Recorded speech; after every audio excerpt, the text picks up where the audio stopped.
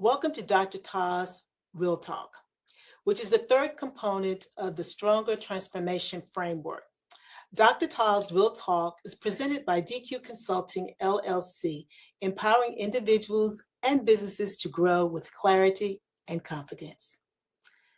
Real Talk is a limited vertical series rooted in honest conversations about life as it actually shows up. Not polished, not packaged, just life. Real Talk is where growth meets reality, where healing is still messy, where boundaries are being tested daily, where love, fatigue, faith, identity, and becoming all live in the same body. I'm joined by OnJerya Smith, and together we're having the conversations that people think quietly to themselves, they feel deeply, and rarely do they say out loud. So wherever you're listening from, pull up a chair. This space is for truth, reflection, and real life. OnJerya, OnJerya, OnJerya, OnJerya, OnJerya. Teresa. Yes, I had to start like that because I know you're good at throwing shade, and this might be your shade night. People are exhausted, but still expect to pour endlessly.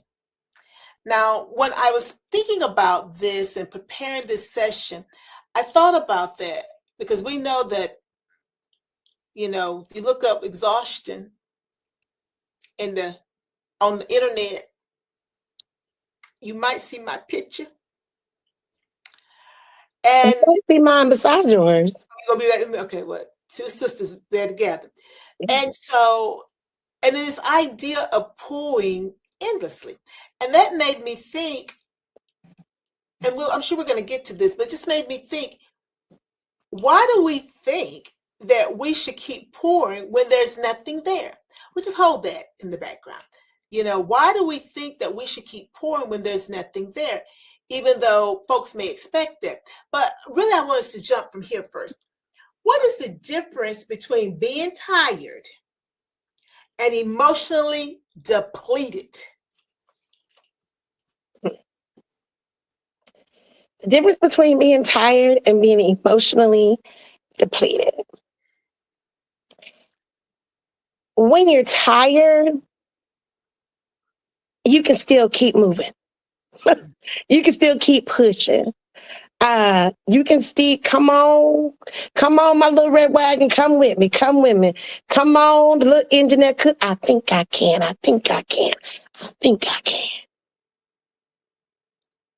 You're still together.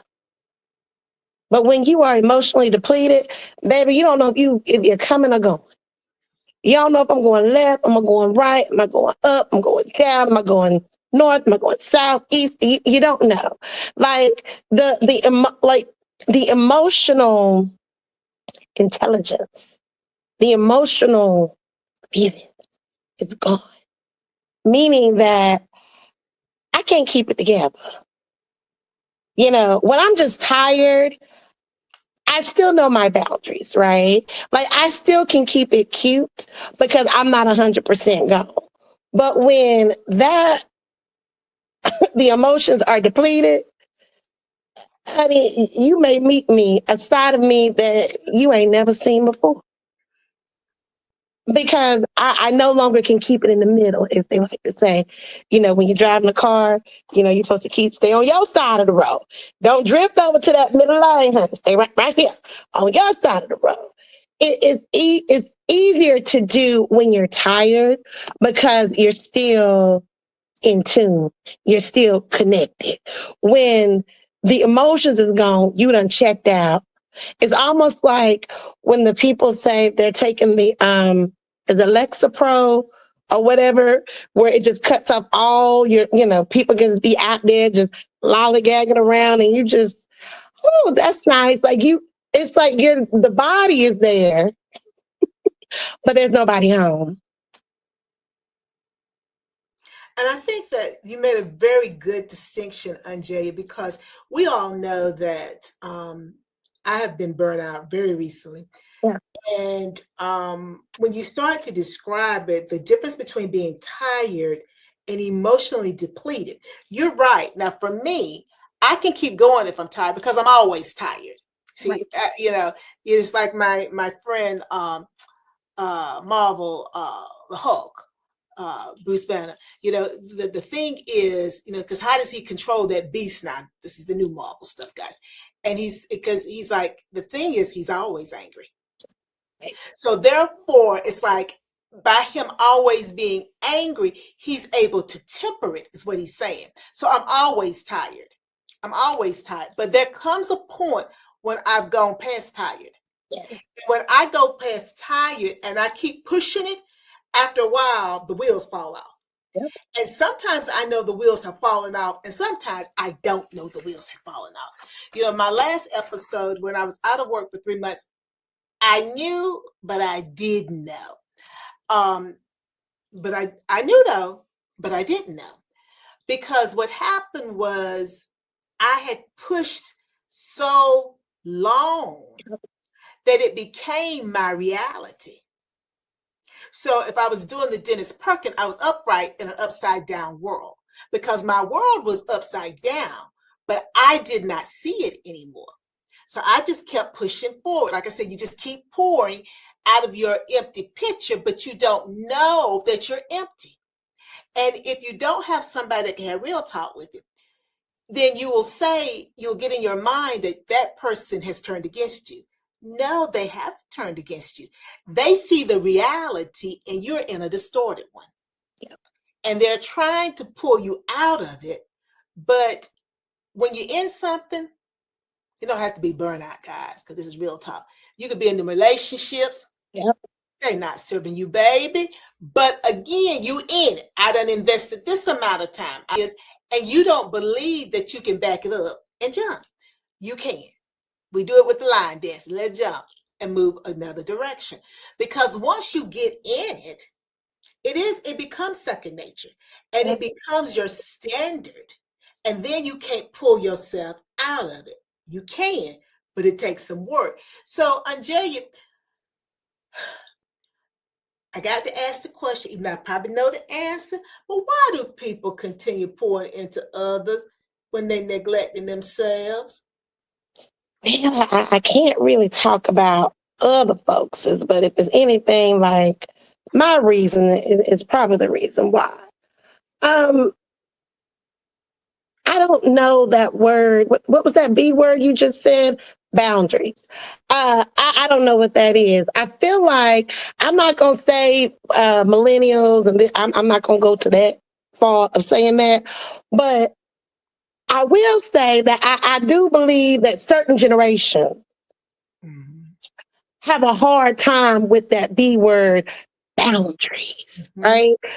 Because we grew up in not quite to leave it the beaver time frame, but we grew up in a time where you are doing, like, what is it? Children should be seen and not heard.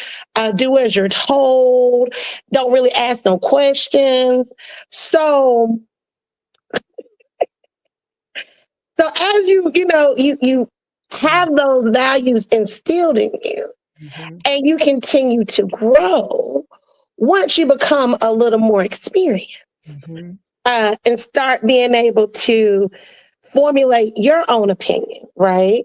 Because as we know, we basically are a product of our environment, which is why we do some of the things that we do.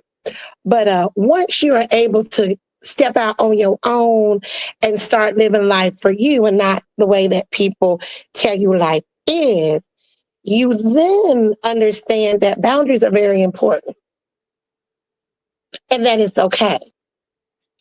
It's okay to say no. I know that it's hard, right? Like, I know you say all the time, like, well, no is a sentence. Like, that's it. No, no. But I don't want to say no because I feel like I'm letting that other person down, right? Because if we go back to the Bible, right, you're supposed to do unto others as you would have them to do unto you.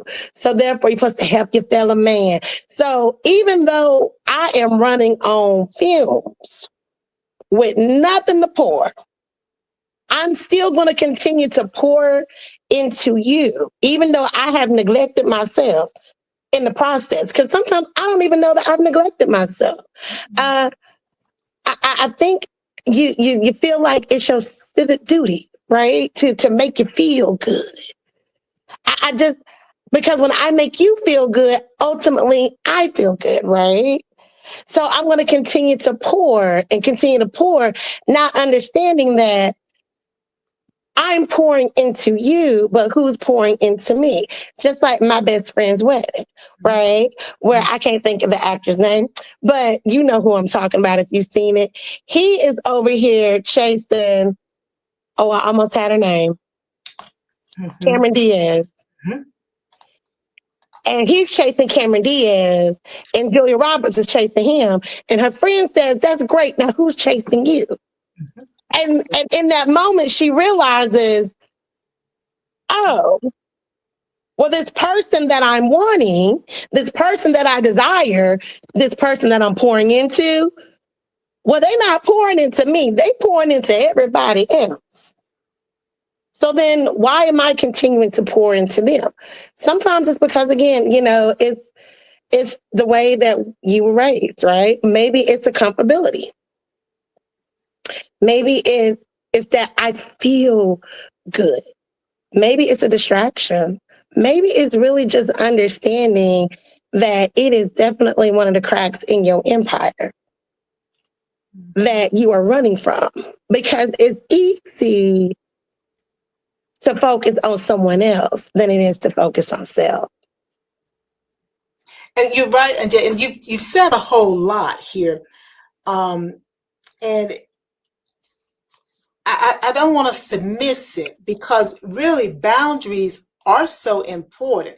Yeah. And for lots of us, we weren't taught boundaries. And I think you're right. It's about the time period that you were raised in, or the experiences that you had based upon your home life, because you may not have been raised in Leave It to Beaver era. But if the environment was such that we're going to operationalize the golden rule to the max, and it's all about everybody outside that home versus the people on the inside of the home, then your self-worth, your identity, everything is tied to doing for other people. So you don't have no boundaries, because if somebody needs you, you're Johnny on the spot. Yep. But that's to your detriment. I thought about codependency, because really sometimes we're teaching that even though we don't see that as the adult. But we really are sort of promoting this codependent in the relationships with people, where I'm going to just give everything away and I don't get nothing. And I'm supposed to be okay with that. You know how it is. Anyway, you be in these different relationships. Well, you see, if I'm coming to a relationship and my crack is that I am going to give, it doesn't matter who it is. My thing in my lot in life is to give and give and give and give to everybody else is happy. Well, that's a crack. Yeah. And why it's a crack? I'm not saying be selfish. You can't give everything away and have nothing for you. And I'm not even talking money. I'm not talking that type of stuff. You cannot give of yourself fully to everyone else and then expect to be able to live your life in a balanced way. You don't have it, because there's nothing left after you have given it to everyone else. The question becomes, why do you do that? Why do you do those? Why do we exhibit the behaviors that are hurting us? And we sometimes know that they're hurting us because it's leading to burnout. It's leading to other things. Again, there are patterns to how we shift and how we move in life. But, sometimes we want to observe the pattern. Sometimes we want to sweep that pattern under the rug. But I just want to level set and say this segment is brought to you by Irene Vaxberg. After a life-changing accident left her in chronic pain, Irene Vaxberg refused to give up. Today, she inspires others by sharing her journey to hope and healing. Follow Irene Vaxberg on Instagram. Find her at help_VAKSBERG, Vaxberg. OnJerya, how does overstimulation, your favorite word, affect decision making and relationships? It clouds your judgment. Mm. It clouds your judgment because when you're overstimulated, you're not able to really use that discernment that we're all supposed to have and supposed to use. You're not able to listen to the red flags, right? You're not able to listen. You're not able to observe the things that are happening because you're overstimulated. And as a result of being overstimulated, you then allow things to slip through the cracks that you wouldn't normally allow to happen because you're not able to recognize it. So being overstimulated, ultimately, it hurts you. But I would say that one has to realize that they are overstimulated. But if you are someone who is operating always on the I'm tired method, I'm exhausted method, I can't with you. I'm emotionally drained method, will you even realize that you overstimulated? I don't want the audience to miss this, OnJerya, because you talked about when you're overly stimulated, because the question was, how does overstimulation affect decision making and relationships? Well, as you said, it clouds your judgment, and it therefore then weakens your discernment. Well, if your discernment is weakened, your ability to see what's right in front of your eyes is diminished. So, is it a trick of Satan to overly stimulate us so that we cannot see the attack that is being that's coming at us? Because all you can see is just that whatever's overstimulating. You don't see anything else. And even if you see it, because your mind has become clouded, you cannot understand the significance of what is happening. And then it made me think about this too, to bring that on home so people can understand it in real time worlds. We become vulnerable. And when that happens, we're in a vulnerable state. But sometimes you get love bombed. Am I saying it right? Mhm. Now you think it's a good thing. Work with me. You think it's a good thing. But when you get so overly stimulated by this love bombing, meaning they everything you could have ever wanted in a lifetime. They're everything. If you think it, they are that person. If you want it, you got it. They're everything to you. They check all the boxes and they love bombing you. Once they have love bombed you long enough, now they control you because you see your mind has got cloudy. Yeah. And you can't think clearly because your discernment has been minimized. And you are now in a vulnerable state, which means there's a crack in your empire because you yourself, your person, you are the empire. There are no boundaries anymore. You accept everything. And when you know that he or her, they not quite, something has shifted, but because they done love bum you so much, you just can't afford, even though your mind is telling you might want to pull it back, baby, you won't. Because you don't want to lose what you think that you have, even though you see there's a crack. And what your perception of what the relationship was, you see that that's not what it is. But you'd rather be deceived, as Dennis Perkins would say, we'd rather be deceived in order to be received. That's something that may fit some people's way of life, and in others it may not. But I bring it up because we're talking relationships. We're talking all sorts of relationships. You deny yourself in order to be received on jobs, in organizations, churches, whatever. Relationships, sibling relationships, all of these things, but at what cost? So when does resilience really become self-neglect? Now let me say that again, because we know we love that word resilience. Oh, I'm such a resilient person. But when is resilient really just self-neglect, that we done wrapped it up? Still a pig, wrapped it up, put on some lipstick, but it's still a pig, baby. Well, I guess my question is, do we really know what resilience is? Good question. I mean, like we're good at you. Oh Lord, I feel like I'm at work. We're good at using these buzzwords, but do we really know what that means though? Like, do we really understand like exactly what it means? Like, yes, when you hear resilience, you're like, oh, I have the ability to bounce back. Right. I survived. Mm-hmm. I overcome. Mm-hmm. But did you though? That's the question. Did you really bounce back? Did you really overcome that circumstance? Or did you really succumb to it? And as a result of what the outcome was, it appears that you bounce back. Well, there's always that wolf in sheep's clothing. And I think sometimes it's exactly what you've alluded to. Because of the outcome, you buy into this corporate, going Dr. Velma Bagby now, reclaiming your voice. You buy into this corporate idea of what resilience is. But when you start truly peeling back them Fritz Pearl onions, you realize, no, you haven't. But that means, OnJerya, you got to stay tuned in and be able to block out some of the noise that would really prevent you from being able to focus on you. And that's the reason why you got to have the real talk. Because I think positive self-talk is great.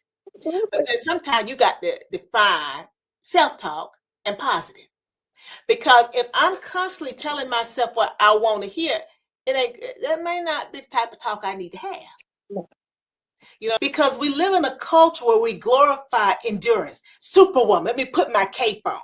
Yeah. You see, we glorify that, and it becomes a part of our DNA, because that's the strong Black woman. Yeah. We've been the strong Black woman since slavery time. We have glorified that. So that is now the standard that we operate under, some of us. And some of us have taken it to a deeper level than others. So, I was thinking earlier about type A, because I'm a type A person. That's a crack.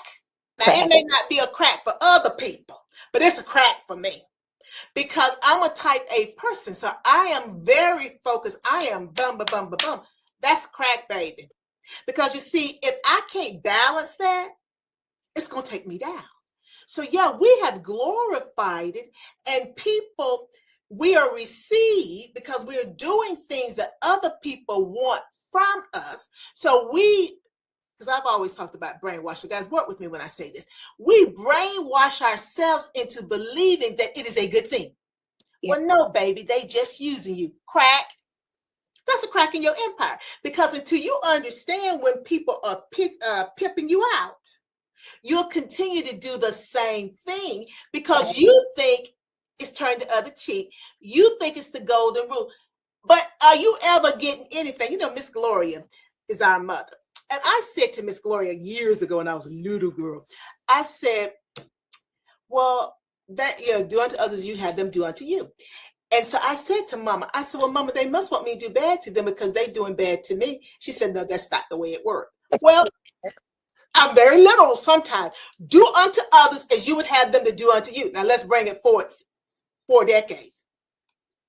If you pimping me out, I may not pimp you out, But I should realize that you're pimping me out and that I need to make a change. As Michael Jackson said, let's make a change.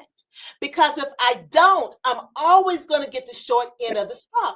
And I'm going to go down with the Titanic. You're going to be just fine because if you got me, if you pimping me out, you probably pimping out 100 people, baby. So you're going to be just fine. Right. It's all of us, your little minions, that's going to go down with the ship. But you're fine. So again, this idea of resilience and what does it really mean in this self-neglect, it's been glorified. And I think that we have to get beyond making people feel guilty or that they're obligated to do things even when they've gone past exhaustion. They're past that burnout cycle. They don't have anything else to give. And, again, we've got to look at how do we redefine what success means, successfully reducing chronic exhaustion. Because again, we're having the conversation. What does that look like? But it can be obtained, but we have to look at what does that look like for me so that there are no more cracks. Or if there are cracks, we are sealing them cracks. And hopefully we'll be able to seal them and they won't come open anymore. But even if they do come open, awareness is so important. So, I thank you guys for sitting in this conversation with us. Real talk is not about having it all figured out. It's about telling the truth about where you are and giving yourself permission to grow from there. As you move through the rest of your day, we invite you to sit with this question. What did this conversation name for you that you have been carrying quietly? You don't have to resolve it today. Don't put that pressure on you. Awareness is part of the work.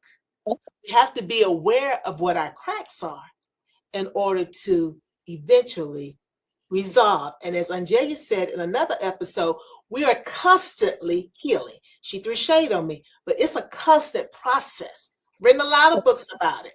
And that's the reason I keep trying to get the message out, because it's not a one and done. We're constantly healing and constantly rebuilding. This conversation is part of a 4-episode limited series. Each episode stands on its own, but together they explore boundaries, burnout, healing, and becoming in a real life. Becoming in real life. So in other words, you're going to be a real person in your own life. You're not going to have to pretend no more. And you know the drill. Before you go trying to take care of someone else, please make sure you take care of yourself first. Bye now.